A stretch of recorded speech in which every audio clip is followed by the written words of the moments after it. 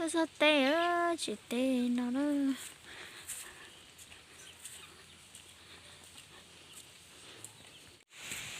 Wow, lại ít tay liò. Đây là nó chỉ bỏ đỡ bụt tay ta liò.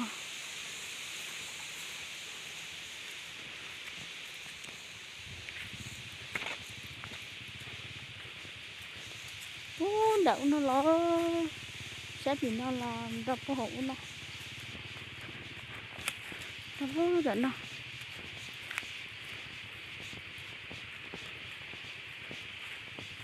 phương đỡ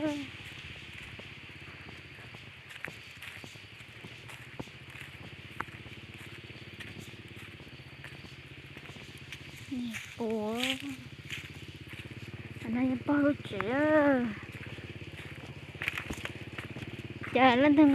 tôi đây tôi bỏ bự thế nào nè nó bao trẻ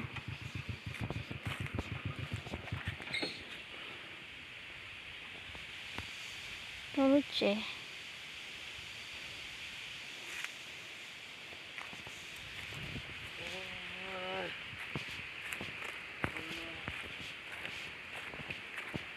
thế là tao kể nó một bốn đã cái nó bút ta lì theo bút đỡ bút ta sao nó là do hả ô chả tôi cho thay cho nó trên nhớ khỏi xé nó này bút bỏ đỡ bút đã trên nó gì giờ ấy chị nè giờ đen nữa giờ đen làm ngân nữa thì sẽ chỉ trâu sao hẳn nó này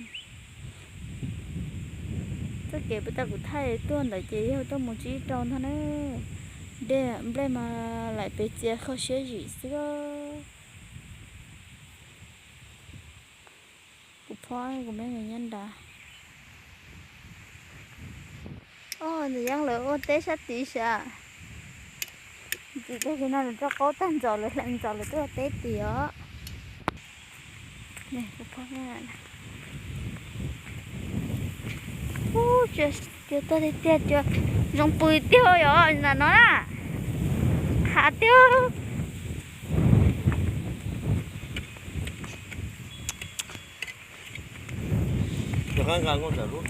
nè cho cái kho xéo nè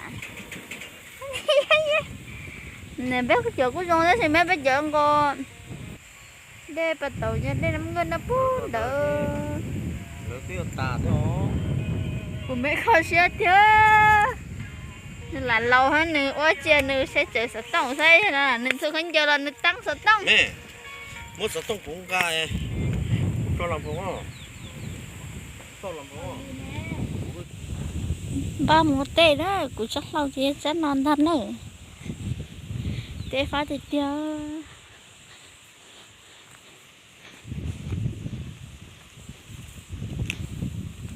cho lòng tiền ít sát đó mẹ của phong là nhận nè ở tê này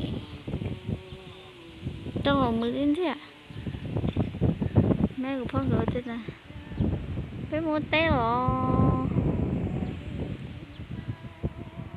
nó mở nó cũng phô đi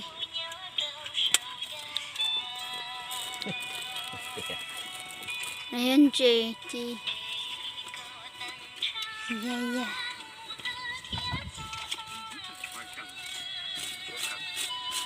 hello thì nó mà măn không thế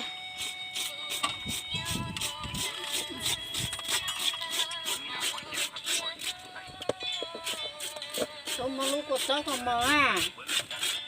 lúc có chó nè không nói chúng nó có chó không con nè mất bé ô tê nó bé ô tê ta đó một chuyện đó của bé đã tao mang cái đây nó đó lâu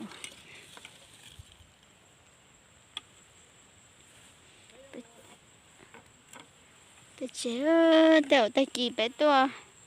giờ trong lăng tiểu ta kỳ nút ta hỏi giờ từ trong giờ từ chơi lăng chị để ông chị nó ta kỹ năng kỹ chùa còn non đã nó để lúc bố xuống non đã nó sai mẹ nó ya sai bút tỏ